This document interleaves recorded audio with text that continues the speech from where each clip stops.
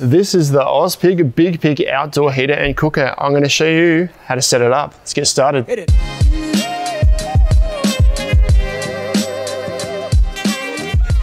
G'day folks, it's Ben from Snows here today with the Ozpig Big Pig. It's a awesome heater, really big heater for your outdoor space on your patio, on your deck.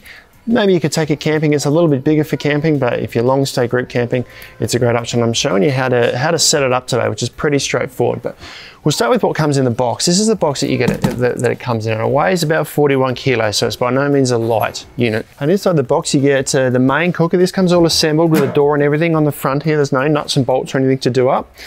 You get the 4 legs, nice sturdy steel galvanized legs here that screw in the bottom. We'll do that shortly. Couple of grill plates that go inside for the fire to sit on to allow oxygen and airflow around the fire. This is the grate that sits on top once we've got the legs on, and we do actually get 2 of these when you buy it. Ours has gone missing on our display model here, but these just go over the top of the cooking plate. That'll make more sense later once we've got it set up.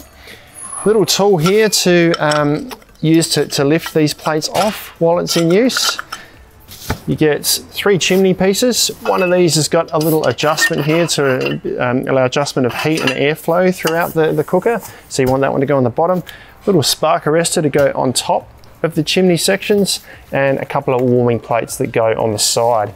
You do also get a bit of a handbook here which gives you some tips on how to light the fire, how to best use it, how to manage the fire, and also a whole heap of recipes inside there. So quite a thorough book that comes with it. Now to get started setting it up, we've got to roll the main unit here upside down and screw the legs into the bottom. Now it's a fairly heavy unit, so it can be handy to have a second set of hands to help roll this over, especially once these legs are in place. Now this is the hardest bit of setup. There's no more nuts and bolts to do up other than screwing these legs into these ferrules on the bottom here. Now just got to just persevere a little bit and make sure this is lined up well with the bottom. It's easy to kind of get it out of line, but once you've got the threads lined up, it should screw in nice and easily. We do that for all 4 legs. So now this is going to be a little bit awkward because it is a heavy unit. I'm going to try and do it myself, but having a second set of hands is certainly going to make this a bit easier. We've just got to flip this over, and that's a Big Pig starting to take shape. Now from here we can put the chimney on the back. We start with the section that's got the little vent in here so that it's accessible down low. That just sits on top of the ferrule at the back there. So I'll put the second one on. Before I put the third one on, I'm going to grab the little spark arrestor here and put it on top. I could actually reach the top of the chimney when it's set up, but if you're a little vertically challenged, it's going to be handy to put that on before you put the last one on top there. So that's the chimney set up, and we've got a little vent down low here where we can reach it to adjust the airflow inside the burner. Now the next step is to put the grills inside. Now we can either go in through the top here or open the door on the front here to put these in place, but if we drop that down, grab these 2. Now these sit inside here. There's a little shelf in here for it to sit on. There's a ledge here and a ledge at the rear that these will sit on. We just put them in place. So we're almost done with setup here. We now grab this plate here. It's got a right way and a wrong way. There's a little sort of ridge that sort of dips down to accommodate these rings. So that edge has got to be dipping down into the stove. So that sits on top here like this, and it's just held in place between these points here. And then, as I mentioned, you would normally get 2 of these, but that just sits on top of each of those. You'd have another one on top of there to enclose the fire, and you can remove them to allow airflow. And the last few things to put in place are these warming plates. Now these just go on the end here. There's a little spot where this can be situated.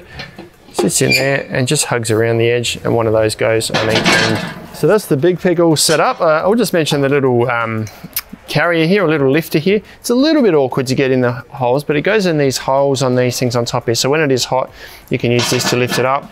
It's just a little awkward to get in the hole there, but it does work, so you can lift that off while the fire's burning and the top is hot, so you can get your stoves in place. But it's quite tight inside the actual hole there, so it's hard to sort of get it on and off. And the last thing I mentioned for a setup is not something you need to do, but there are these ports that feature on each side. There's 6 in total, 3 on each side. Ozpig don't specifically say what they're for, but The diameter of this is the same diameter as the fittings on these warming plates. So you could put Ozpig accessories in those, I suppose, and use them to spin around to cook over if you like. Could also be for perhaps a future accessory that they might be planning. But that is how you set up the Ozpig Big Pig.